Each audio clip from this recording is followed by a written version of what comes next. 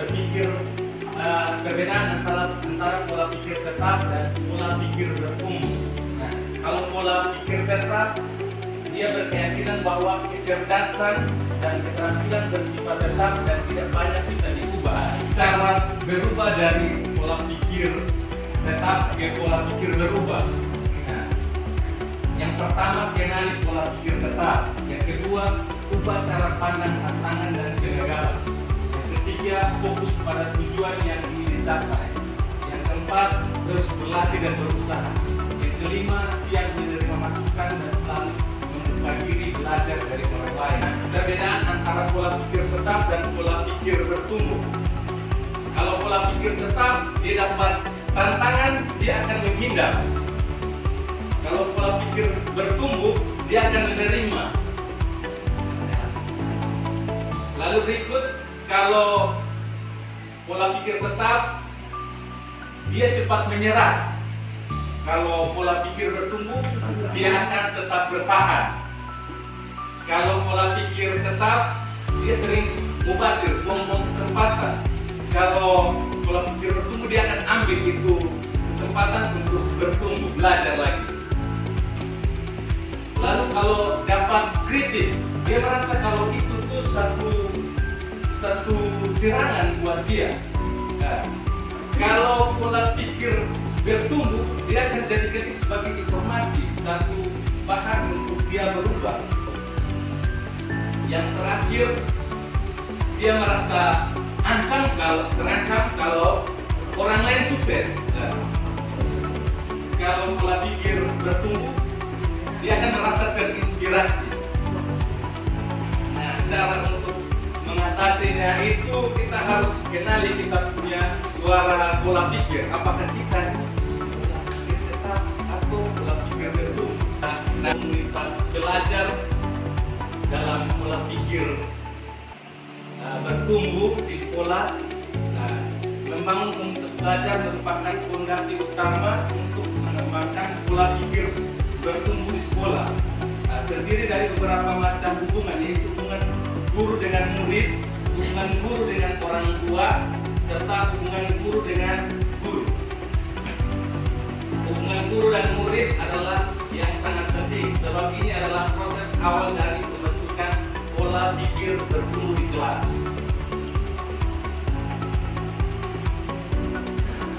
Contoh hubungan guru dengan murid.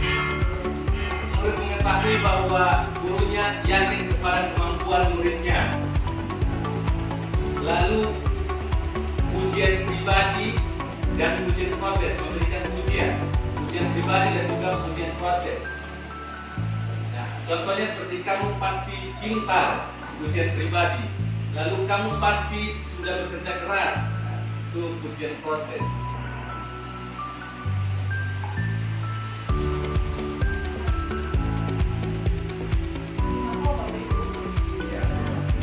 Lanjut, di sini masuk pada dimensi profil lulusan. Itu nanti akan disampaikan oleh Pak JP. Prinsip profil lulusan ada 8, prinsip pembelajaran ada 3, pengalaman belajar ada 3, dan juga kerangka pembelajaran ada 4. Rumusnya M8 3 3 4. Nah, sekian dari saya, terima kasih. Oke, baik, kita mulai. Mungkin dari sesudah sampai dari Pak Jo tentang pola pikir tetap dan pola pikir berkembang. Kalau ini pembelajaran mendalam. Pembelajaran mendalam ini secara umum dia terdiri dari 2, yaitu prinsip pembelajaran dan pengalaman pelajar. Jadi prinsip pembelajaran mendalam dibagi menjadi 3 bagian, yaitu kesadaran, bermakna, dan seringkali kita salah mengartikan bahwa 3 bagian ini terpisah. Bagian pembuka mungkin berkesadaran, bagian inti mungkin bermakna, bagian air mungkin game itu menyenangkan. Tidak salah, tapi yang setelah kami belajar, kami dari paham kalau pola berpikir itu tidak salah, tapi tidak menjadi satu patokan harus seperti itu. saja gerakannya di depan, bermaknanya kaki sudah berjalan bersama-sama. Contohnya, waktu membuka mungkin masih absen. Malam kemana? Tidurnya jam berapa? Istirahat kok. Itu saja bisa menentukan kalau anak-anak senang karena diperhatikan saja. Jadi menggembirakan itu bukan hanya boleh ada tentang materi yang dipelajari, tapi perasaan si anak yang dia dapat waktu berinteraksi dengan guru kelas. Jadi bukan bagian ini atau menggembirakan bagian. Jadi semua itu dia saling berhubungan dengan yang lain di dalam proses. Tidak bisa dipisah-pisahkan sebenarnya karena itu berjalan secara otomatis. Bawaan dari guru itu bisa menciptakan suasana menggembirakan. Yang berikut, berkesadaran. Berkesadaran di sini coba kita lanjut di berkesadaran. Berkesadaran itu apa? Berkesadaran merupakan pengalaman belajar dalam diri yang dapat menjadi menjadi beberapa yang mampu berubah diri. Jadi di sini berkesadaran itu artinya ya memahami tujuan pembelajaran. Jadi dia tahu dia mau belajar apa, tujuannya dia belajar ini untuk apa. Kalau tidak tahu dia tujuan belajar apa, dia artinya sesuatu itu harus ada tujuan. Tidak ada tujuan, kemana mau melangkah, gerak. Tujuan itu harus ada. Baru kita bisa sadar kemana kita akan menuju ke tujuan. Jadi sesudah sadar tujuannya apa, baru kita lanjut ke bermakna. Bermakna di sini peserta didik dapat menerapkan pengetahuan secara konseptual untuk belajar tidak terlalu saja mengalami memahami informasi mendengarkan konten lalu ya. Jadi di sini tentang dihubungkan dengan kehidupan nyata. Karena itu tentang waktu itu sekarang sudah 1904. Waktu itu saya pernah ajar tentang diagram dan diagram batang dan turus. Jadi waktu itu saya menghubungkan antara pelajaran tentang diagram dengan proses begini. Waktu saya tanya, pernah ada yang ikut orang tua coblos di Pilpres waktu Pak Prabowo dan ada yang ikut siapa yang pilih Pak Prabowo? Waktu itu selesai apa? Pernahkah kalian tahu bahwa petugas KPPS yang menulis hasil penghitungan suara itu menggunakan turus? Dari mana kita bisa tahu Pak Prabowo menang atau Pak Jokowi menang atau Pak Anies menang? Dari angka-angka menggunakan turus, bukan menggunakan angka, tapi dia menggunakan turus. Jadi turus itu merupakan simbol yang digunakan untuk memberi nilai kepada penghitungan suara. Jadi sesudah turus dihitung, lanjut sesudah dihitung semua penghitungan suara dibuat dalam bentuk tabel. Jadi siapa yang tertarik, siapa yang suka, siapa yang mau jadi petugas KPPS, jadi situ anak-anak sadar bahwa ini penting. Sebelum mungkin saya jadi Pak Presiden, saya tidak bisa dipilih karena suaranya keras. Saya tahu perhitungannya seperti apa. Jadi anak-anak merasa ini bermakna. Jadi dia harus tahu. Jadi keinginan untuk tahu bukan karena dipaksa harus tahu apa yang bermasalah, tapi cuma karena saya tahu saya jalan. Karena dia sadar, makanya dia mau belajar. Jadi kurang lebih seperti itu. Jadi intinya ada 3. Jadi pembelajaran mendalam itu ada 3. Yang pertama prinsip belajar, kesadaran bermakna dan menggembirakan. Kita lanjut di yang kedua, yaitu pengalaman belajar. Juga ada 3, memahami, mengaplikasi, dan merefleksi. Ya, jadi seringkali kita bingung juga. Saya juga waktu itu bingung tiga pengalaman belajar ini tidak harus berhubungan. Artinya keluar dan refleksi akhir. Ya, dengan aplikasinya di sebenarnya tergantung keluasan materi, tergantung juga dengan model pembelajaran. Contohnya, model pembelajaran ini dari info ini lihat ini biasanya sinteksnya itu orientasi pada masalah, merumuskan masalah, merumuskan hipotesis, menemukan data, menulis hipotesis dan merumuskan kesimpulan. Berarti tidak otomatis semua itu harus refleksi bagian akhir. Bisa juga kasih masalah, kira-kira mau diskusi, berdiskusi dengan kira-kira ini solusinya apa, jawaban atas masalah ini. Sesudah mereka punya temporary answer atau hipotesis jawaban sementara, baru kasih dia punya. Jadi sesudah itu mereka tahu, oh ternyata hipotesis kita salah. Dari hasil pengamatan, dari hasil diskusi, menyelesaikan masalah, baru tahu sebenarnya solusinya yang benar ini. Jadi refleksi itu bisa di awal, refleksi juga bisa bagian akhir. Aplikasi jadi tergantung materi. Jadi mungkin kita bisa membedakan antara modal dan metode. Ini juga yang membingungkan, modal ini apa, metode ini apa. Jadi di sini saya punya sedikit catatan tentang model dan metode. Model pembelajaran adalah kerangka konsep atau prosedur sistematis untuk mengorganisasi siswa guna mencapai tujuan akhir. Ya, itu model. Contohnya diskusi, ceramah, jawab, dan lain-lain. Itu model. Nah, itu metode. Metode. Kalau model di sini adalah cara yang atau strategi yang digunakan untuk menyampaikan materi pembelajaran secara lebih efisien dan efektif. Jadi namanya model pembelajaran itu ada yang kita belajar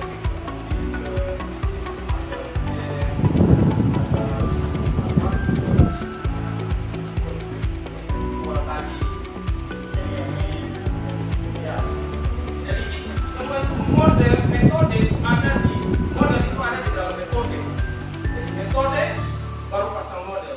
Tapi ingat, kita jangan lupa menggunakan model yang sesuai dengan materi. Karena ada juga yang modelnya pelajaran tidak tepat dengan materi atau dengan tingkatan kelas. Karena ada banyak setiap metode itu punya model itu punya kekurangan dan kelebihan. Jadi ini kita bisa tahu mana yang model yang pas atau juga tergantung dari karakter anak. Kalau anak itu kinesthetik, bergerak di sana, dan kita pakai model contohnya tadi inquiry, dan kita keluar ke pengamatan langsung, nah itu nanti susah itu.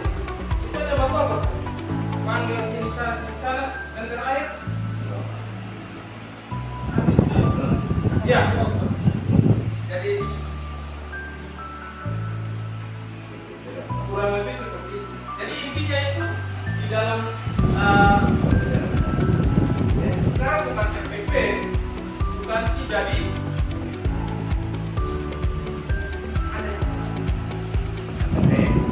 RPM, rencana pembelajaran mendalam. Jadi bukan FPP, bukan modul, tapi RPM.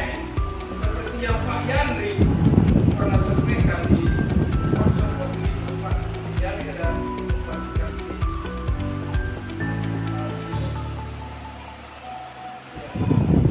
Jadi ada 3 saja di dalam RPM. Sebenarnya dia hanya terdiri dari 3 bagian. Yang pertama di bagian awal. Jadi yang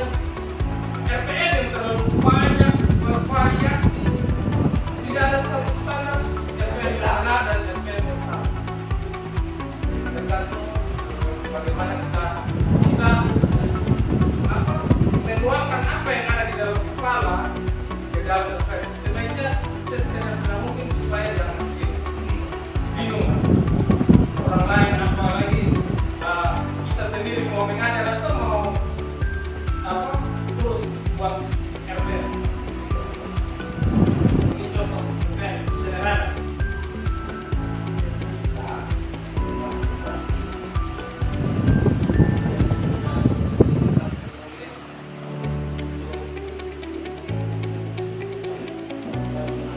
Belajar juga belajar peserta didik. Peserta didik itu belajar bersama itu dengan di model sasaran. Jadi kita dibuat titik ulang dan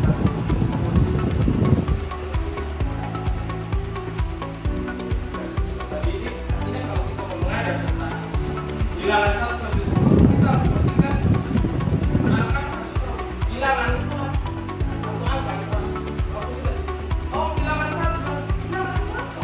Pak, bilangan apa? Definisi bilangan apa? Sebenarnya harus tahu dulu apa itu bilangan atau apa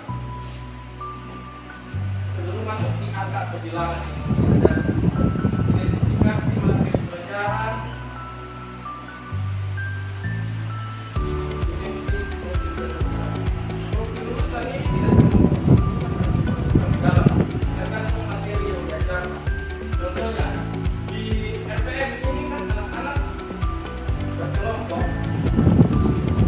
Cari benda yang bisa ditemukan di luar kelas, misalnya batu, daun, dan lain-lain. Jadi waktu mereka masuk, mereka membandingkan, ada yang dapat daun 5, ada yang dapat daun 3. Bandingkan, mana yang lebih banyak, mana yang lebih sedikit. Jadi di situ ada kolaborasi dan bernalar kritis. Mereka bisa berpikir, kalau ini dia bisa dibandingkan dengan ini karena jumlahnya sama atau mungkin jumlahnya beda. Jadi dan juga komunikasi ini mereka menceritakan apa yang mereka dalam belajar dan pengalaman. Juga kemampuan berkomunikasi karena kemampuan berpikir itu harus berani karena apa yang kita pikirkan bisa diketahui lewat kalimat. Jadi anak-anak juga berkomunikasi karena pengalaman yang saya terjadi dalam banyak anak yang saya tahu kalau mereka paham tapi menyampaikan apa yang dipahami untuk mengatur kata, mengatur kalimat keluarkan apa yang ada dalam konsumsi. Jadi saya seringkali saya orangnya yang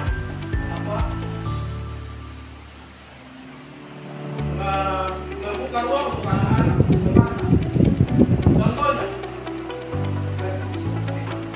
waktu ada jawaban yang lain daripada jawaban yang sebenarnya, saya tidak lakukan itu salah, dosa. Tapi membiarkan dia untuk berargumen dan mempertahankan apa yang dianggap benar.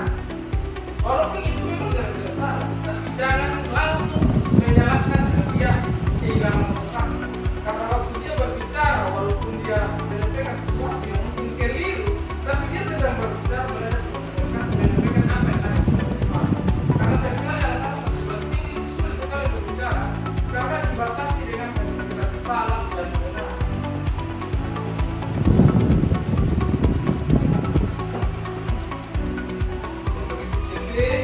Lintas CP kan ada aturan waktu dari 3 menit disiplin ini mesti saya bahasa Indonesia dan